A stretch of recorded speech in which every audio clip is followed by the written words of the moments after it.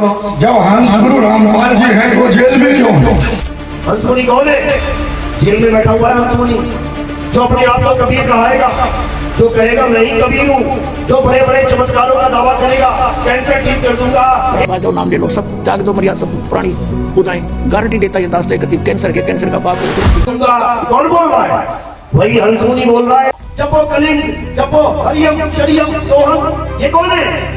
ये देवी देवताओं के नाम है। कलयुग में सतयुग लाने वाला कोई और है, जिसकी महिमा गा के गए हो। तो वो कौन है? वो बंदी छोड़ कबीर है। वो है, वही है जो कलयुग में सतयुग ला सकते हैं, और किसी माई के लाल में दम नहीं है जो कली काल को हरा सके। याद रखो, इसीलिए बोला गया है जय कबीर कली दुख हरण सदा नवौ शीश। कली दुख हरण यानी कली काल का जो जाल है उसको केवल कबीर साहब तोड़ सकते हैं, और कोई नहीं तोड़ सकता। बाकी सब तो उसका नाम जप रहे हैं। तो साहिब समझा रहे हैं, बचना चाहो काल जाल से तो चीनो शब्द हमारा, और कहे कबीर अमर कर राखूं सो निज होए हमारा। ये कबीर साहब ने कबीर सागर में बोला था कि मैं वापिस आऊंगा। कैसे आऊंगा? क्या बताया था?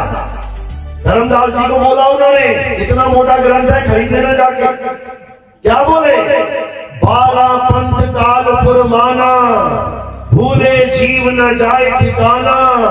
13वें पंथ हम ही चले आए, सब पंथ मेट के एक पंथ चलाए। यानी मैं वापस आऊंगा, और इसी मूल ज्ञान को जो अभी छुपाने का हुक्म दे रहा हूं मैं, किसे? धर्मदास जी को। क्या कह रहे हैं? धर्मदास मेरी लाख दुहाई, ये मूल ज्ञान बाहर ना जाई।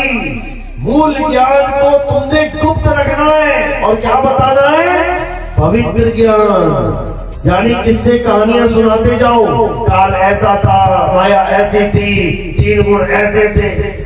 तो कह रहे पवित्र ज्ञान तुम जग में भाखो, मूल ज्ञान को पत कर राखो।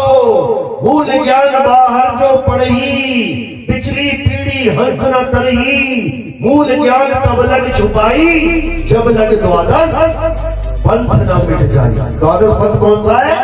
हंस मुनि का पंथ है। ये क्लियर नाम लिख रखा है कबीर सागर में कि 12वें पंथ में एक हंस मुनि आएगा। हंस मुनि कौन है?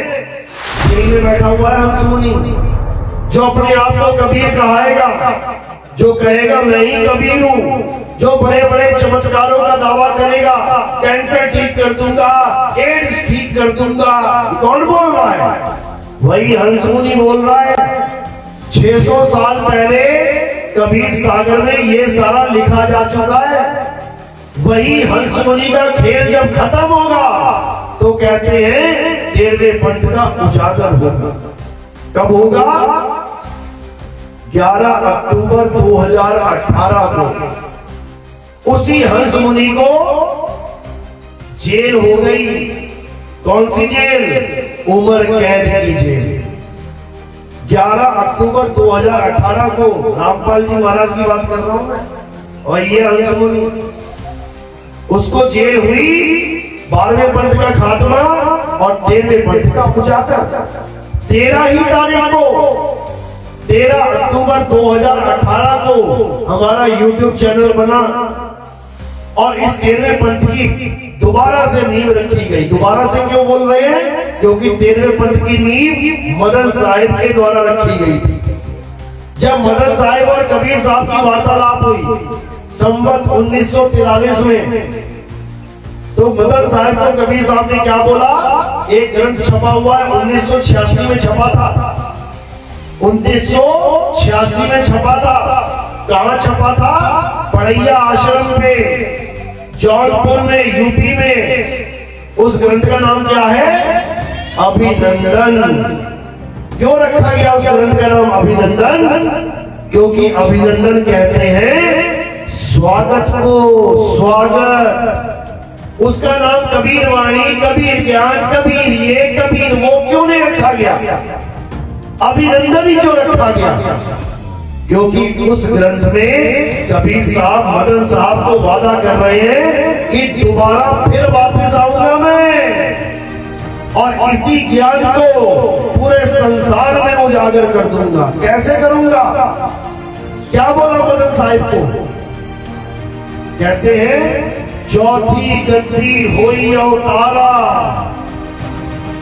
टंका बाजी सब संसारा, मेरी बात साच कर मानो, मदन समझ अपने मन मानो, चौथी गद्दी का विस्तारा, टंका बाजी सब संसारा, हम उनके सिर बैठब आई और वासे पार कोई नहीं पाई।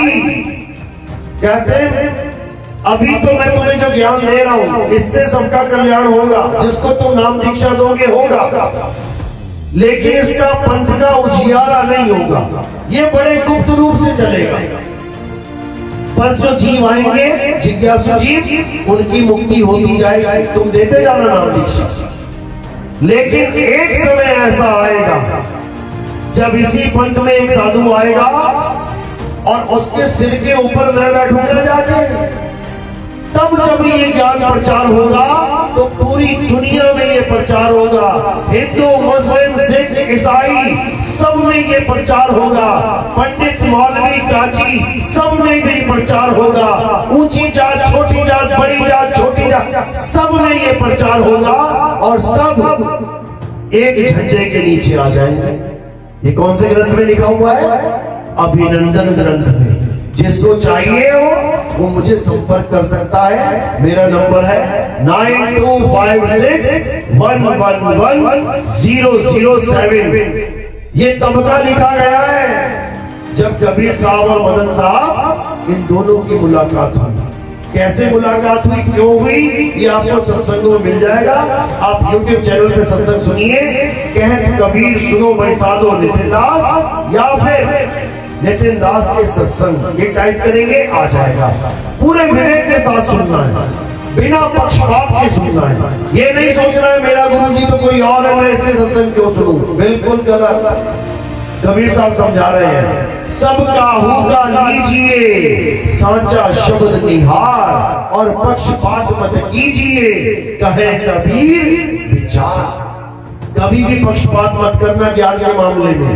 जहां पर भी ज्ञान सुनने को मिलता है सुनो, जो अच्छा लगे वो ले लो और जो सही ना लगे उसको छोड़ दो। किसी को बोला है आओ संतों मेला कीजिए, ये मेला लगा हुआ है। तुम्हारे पास जो ज्ञान है तुम रखो, तुम्हारा जो ज्ञान है तुम रखो, तुम्हारा जो ज्ञान है तुम रखो। जिसका ज्ञान सबसे ऊंचे लेवल का हो उस ज्ञान को अपना लो। इसका नुकसान होगा ऊंचे ज्ञान को अपना के, किसी का भी नहीं। ऊंचे ज्ञान को अपनाने से किसी का भी नुकसान नहीं होगा, सबका भला हो जाएगा। तो कह रहे आओ सबको मेला कीजिए, खाली है तो भर भर लीजिए और भरे हैं तो छक छक पीजिए। इसीलिए हम अपने सिर के ऊपर फूल लगवाते हैं। कई लोग कहते हैं पैरों में क्यों नहीं लगवाते गुरुजी? हमारे यहाँ सिर के ऊपर फूल रखे जाते हैं, बंदी छोड़ के चरणों में रखे जाते हैं, शब्द गुरु के चरणों में रखे जाते हैं, क्योंकि हमारे सिर के ऊपर सतगुरु देव के चरण हैं, वहां पे बंदगी करनी है। हेलो, जब हंस गुरु रामपाल जी है तो जेल में क्यों है? इनका डिटेलिंग किया जाता है। 12वें पंथ का जो कालदूत है उसका विवरण है कबीर सागर में कि उसका नाम है हंस मुनि। ये दो शब्दों का मेल है, हंस और मुनि। इसमें राज छुपा हुआ है। हंस का मतलब है कबीर साहब का हंस, और मुनि का मतलब है मंत्र जपने वाले, जपी मुनि तपी सन्यासी। यानी वो ऐसा मिलावट कर देगा ज्ञान में, यानी देखने में लगेगा वो हंस है। क्यों? कबीर साहब की फोटो लगा रखी है, गरीबदास जी की फोटो लगा रखी है, और सत साहिब बोल रहा है, कबीर वाणी दिन रात पढ़ रहा है, तो लगेगा कबीर साहब का ही हंस होगा। लेकिन जब नाम दीक्षा देगा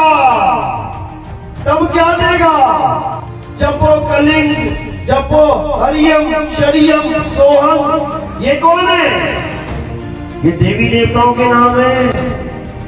यानी बातें तो कबीर कबीर की करेगा, कबीर ऐसे कबीर वैसे, और जब नाम दीक्षा देगा तो देवी देवताओं के नाम पकड़ा देगा, मंत्र जंतर पकड़ा देगा।